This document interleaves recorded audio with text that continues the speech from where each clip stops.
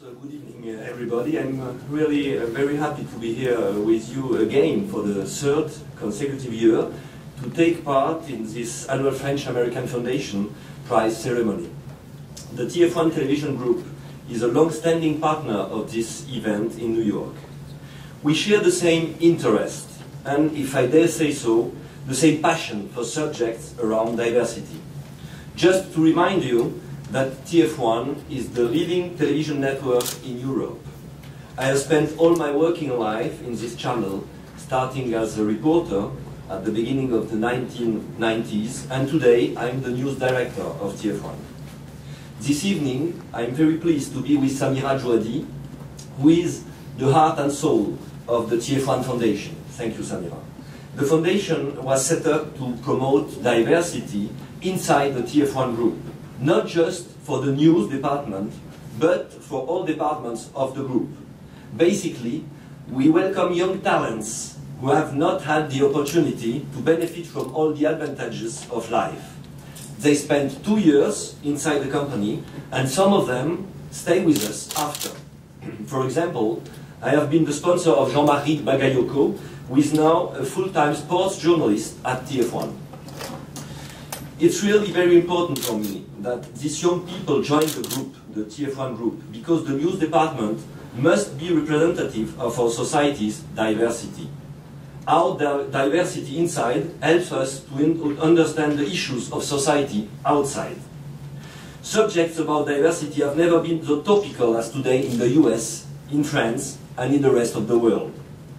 Once again, the French-American Foundation Prize has never been so close to the news.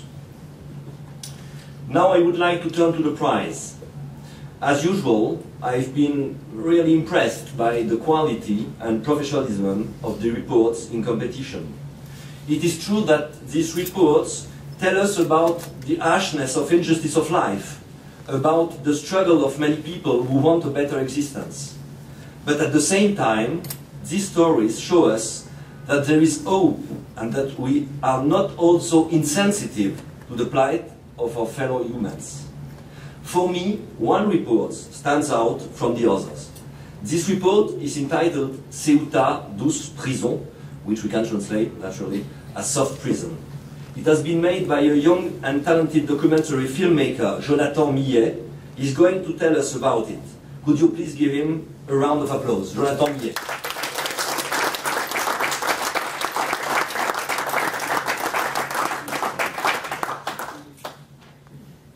Thank you so much. Thank you so much to the French-American Foundation and to la Fondation TF1. This award means a lot to me because it is my first film, and it was not easy to make. It took me 3 years. So I'm very proud of every good thing that can happen to the film. It was released in France, in theater, last January, which was unexpected and with a welcome warmth from the press. It has been bought by many TV in several countries, not TF1 yet, but it was a really good news for us. And maybe in 1 year and a half we had 300 screenings for all over the world, screening with talk with a group or with local NGO and local people. And this is one of the most marvelous things when you work for 3 years in a project, is that this project lives after you. So I'm really glad to be here. In a few words, Ceuta is a tiny enclave which belongs to Spain in northern Morocco. The European Union built 10 years ago a huge wall which surrounded this enclave. So it is a Spanish town with normal Spanish people living in, and it also became one of the biggest open sky prisons for all the migrants who try to reach Europe, and even after Europe, US, in a huge road of migration. When I was there, I met migrants from all over the world, from Cuba, from South America, from all over Africa and Asia as well. And I really had the feeling that this tiny territory tell us a lot about the world we live in.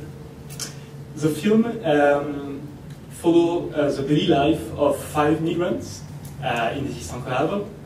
During 3 months and a half, we follow them feet by feet, step by step, waiting for nothing. Well, they don't know what they're waiting for.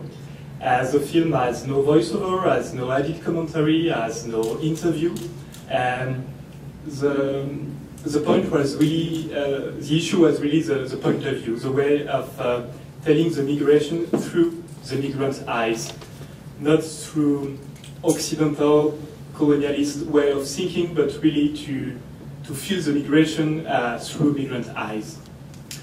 And it has been possible because we had made these amazing characters, and I think this film is more about these characters, this amazing story, than about migration, but in fact it tells a lot about migration. So what was important for us was to stop the dictatorship of numbers when we speak about migrants, but to have a story about faces, about names, about stories, about humanity in a way. Well, yeah, this is the film. There is a small trailer, but it has French subtitle.